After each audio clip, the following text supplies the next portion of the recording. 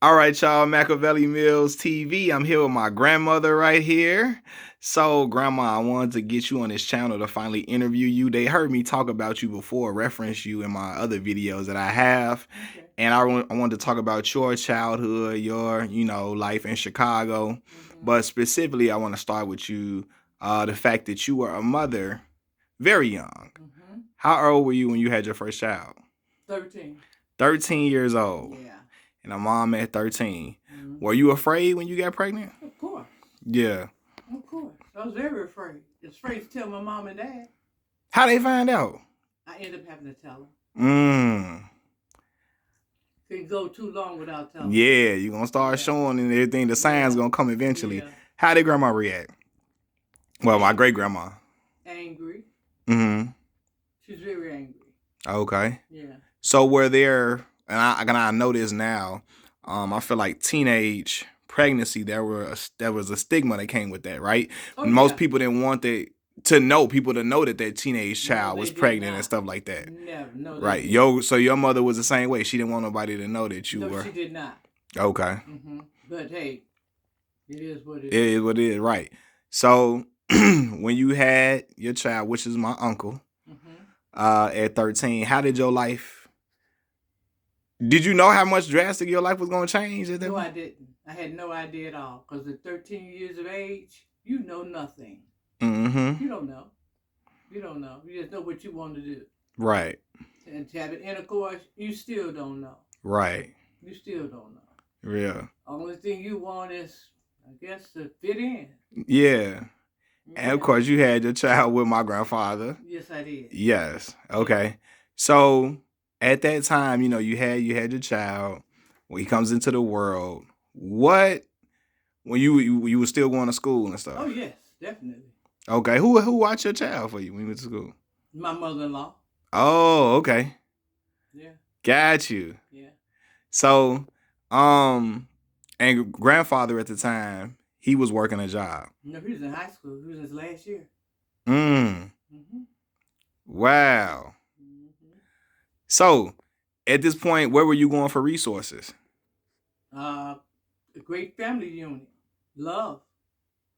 Family. Family help. So, I spoke about it in my previous video because I interviewed Granddaddy on the channel. Okay. And we spoke about how huge his family was. Oh, yeah. Right. Well, they were a big support and help for you? They were excellent. They were excellent. Positive, not negative. Yeah, they were super good. And still is the ones that are still here. Right. In what ways did they help? Financially. Yeah. Giving me advice on what to do and how to do it. Yeah. Yeah. And okay, so after you had your first child at 13, you had a second child at what age? 15. 15. Your mom. Had my mother at 15 years old. So now you got two babies. As a teenager. Strolling two babies around. Yeah. Yeah. So was that common for young teenage girls to have multiple children? It wasn't common when I had them, but back in the day, long time ago, it was very common. Very common. Yeah. Very common. Yeah. Because at 15, you had your second child, and you got married at 16 years old? I got married 5 months later. 5 months after having my mom, you went and got married. We got married. She was 5 months old. Wow. Sure was. So now you grown. It's grown folk time, really. Yeah. Even though you still a child. Even though I'm still a child. Even though I'm still in high school. I just, by the grace of God, and a lot of support, because my mom and dad worked. So she was there financially wise, but far as really showing me how to do what I needed to do, She was angry. Okay, still upset with you for having these children at such a young age and stuff like that. She was angry. So you feel like you got more of your motherly advice from my grandfather's family? Yes, I did. An awful lot. Yeah. My mom was there too, but by her and my dad working, you can only get so much. Yeah. Yeah. So it's interesting you talk about my great grandmother, my grandfather's mother. Yeah. I don't have any. I didn't have any time spent with her. No, she passed in 77. Yeah. Yeah. So, but I always hear great things about her all the Yeah. time, about how helpful she was with Yes. you and the children and stuff like Yes. that. So that made that transition much smoother for you at that time. Yeah. So Going to school, take the kids to church, didn't have to worry about paying a babysitter. yeah. You know, hmm you knew your children were safe, and that was real important. Which I speak about now, right? So back previously, most grandparents was not working at that time to help you with your children while you going to school or going to work. I felt Yeah. like at that time. Mhm. Now grandparents are still working for the most part. Now They you know sure what I mean? Times have changed. Yeah, Yeah. Yeah. Yeah. yeah. Mhm. And so my uncle Corey, Mhm. well, how old were you when you had him? 18. 18, Mhm. right? So majority of your children all throughout your teenage years. We grew up together. Yeah, Mm-hmm. really We did. grew up together. Yeah. Really did. So, Yeah. and I want to talk about this too. People I haven't talked about this yet on the video. Your people come from Alabama. Montgomery. Yeah. Mm-hmm.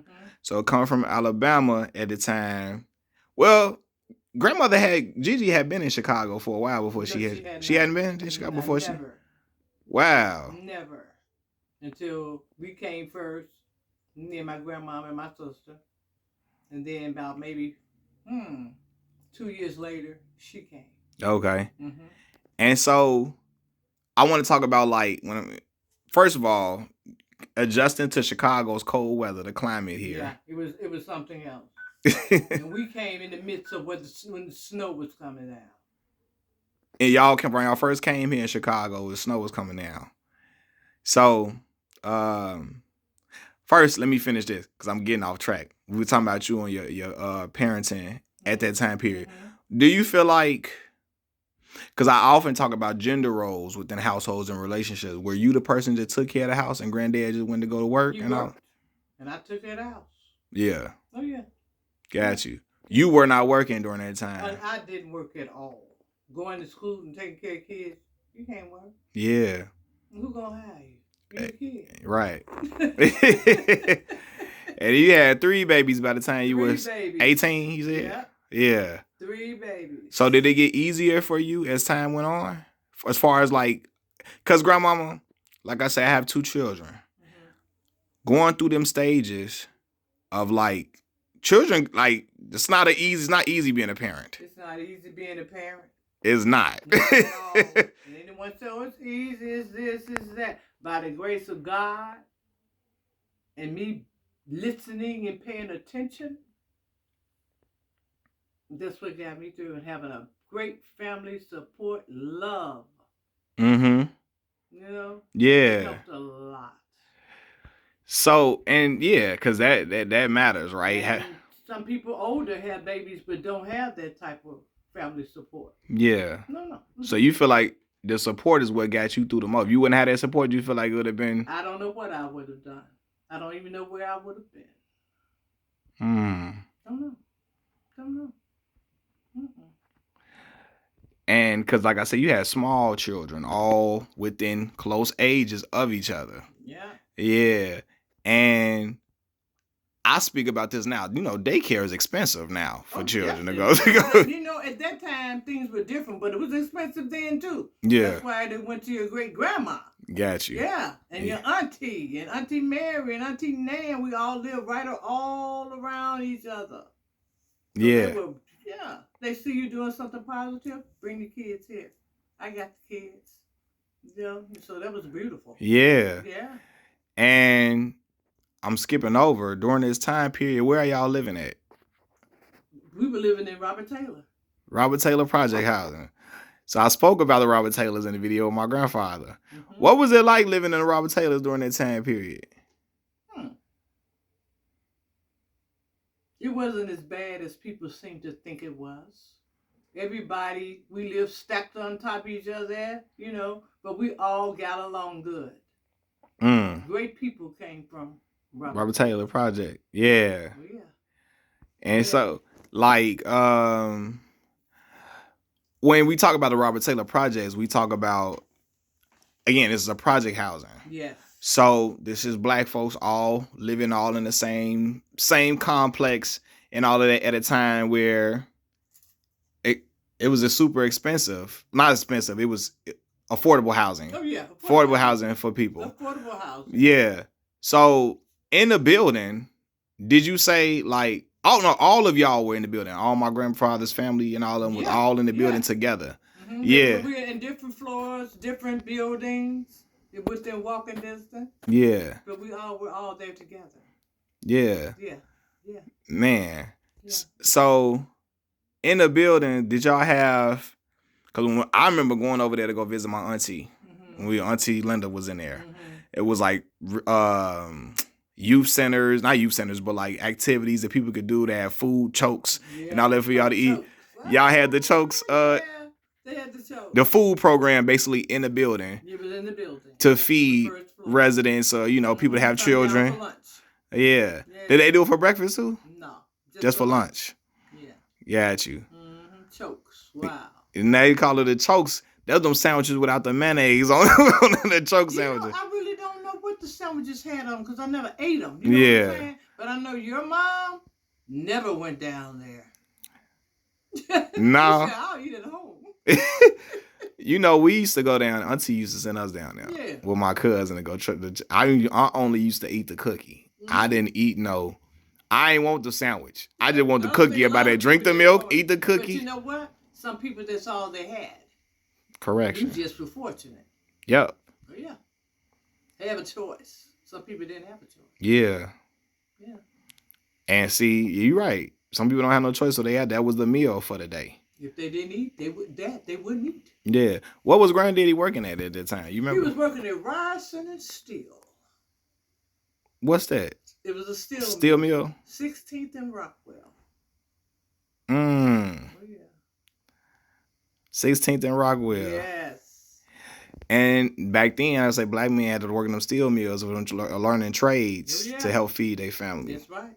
To take care of their family. Yeah. Oh yeah. And Granddad knew how to do a lot of different stuff too. He sure did. Yeah. He did. Yeah. Mm-hmm. And man, so when I talk to him, I talk about all the different jobs that he's had and all the different stuff. And like you said at the time, you gotta do what you gotta do to take care of your little ones. Yep. Yeah. Yeah. So yeah. And then how old were you when you had Auntie Mallory? 24. 24. So 18 was a nice little gap between that time period. He had another one. 24. So you was a veteran at that point. Yeah, I was like, Yeah. I knew what to do and what not to do. Right. Mm-hmm. My mother told me, she said, make sure you feed them, belt them, and keep them clean. That's right.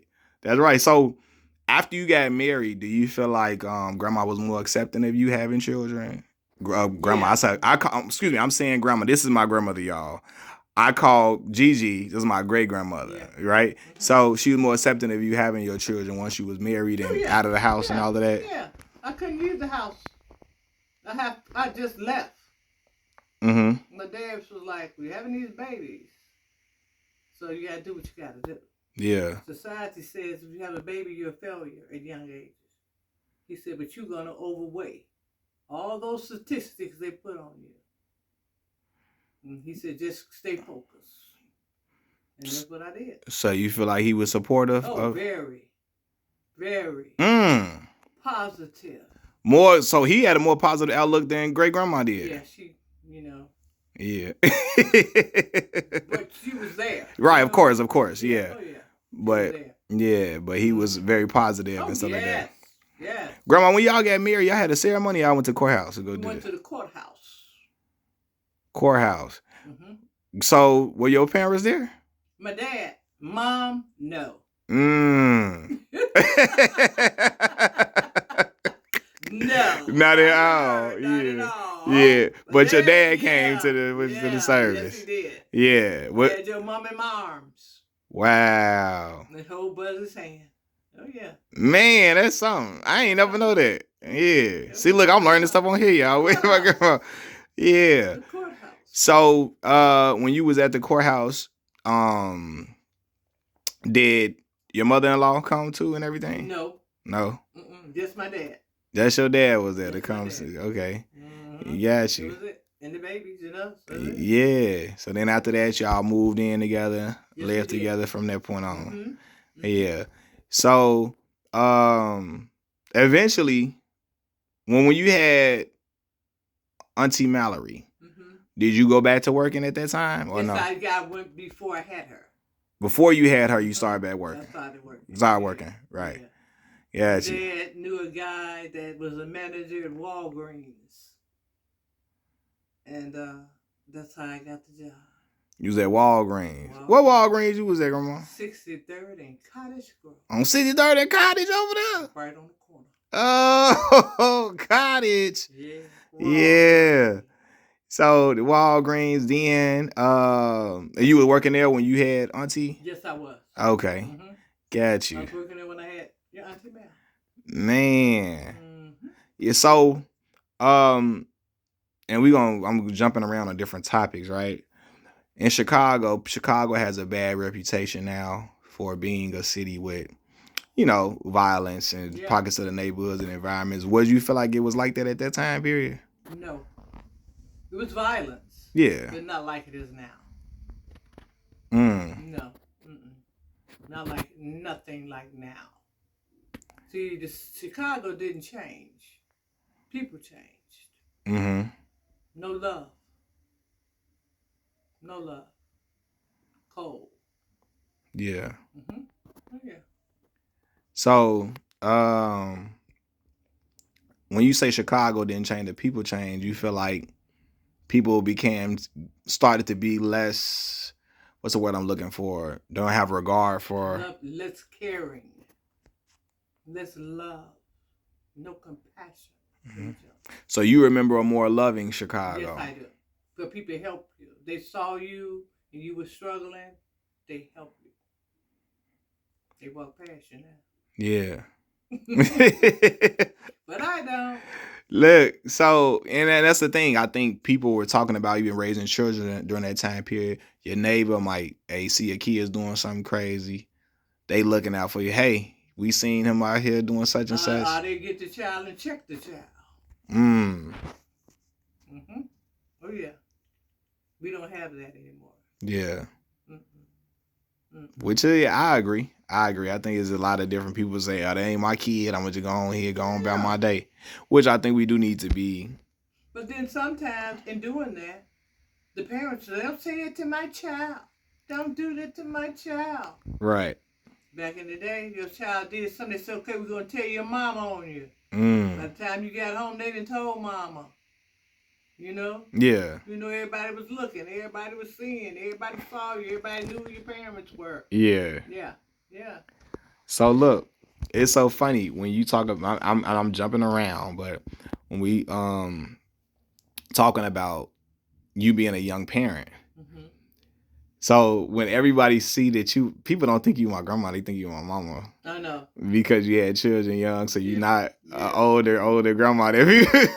People think. They think grandma's supposed to be old and all crushed. Yeah, walking on the cane type. Yeah. So they like, that's your grandma, they think you my mama. Mm-hmm. Right? And I like, nah, that's my grandma, that's my grandma. And so I laugh because I feel like I have the best of both worlds. Oh, yeah. I have my grandmother, or my maternal grandmother is younger. My paternal grandmother, my father's mother, was older. Yes. So I had two different type of generations I'm being raised by on both ends. So it was always good for me because, you got one family who understands certain stuff at the times. And my older grandmama, she looking like, hey, stuff is a little different. But still, at the same time, I get a mix of information from both sides. Both. Yeah. So that was really helpful. And I feel like me being raised in a certain way. Yeah. You know what I mean? I'm getting life lessons from both group of people. Yeah. See it from both ends. Yep. That is absolutely correct. So hold on, y'all. This is the first of one video. I'm gonna do another video with my grandmother as well. So we're gonna end this one. All right.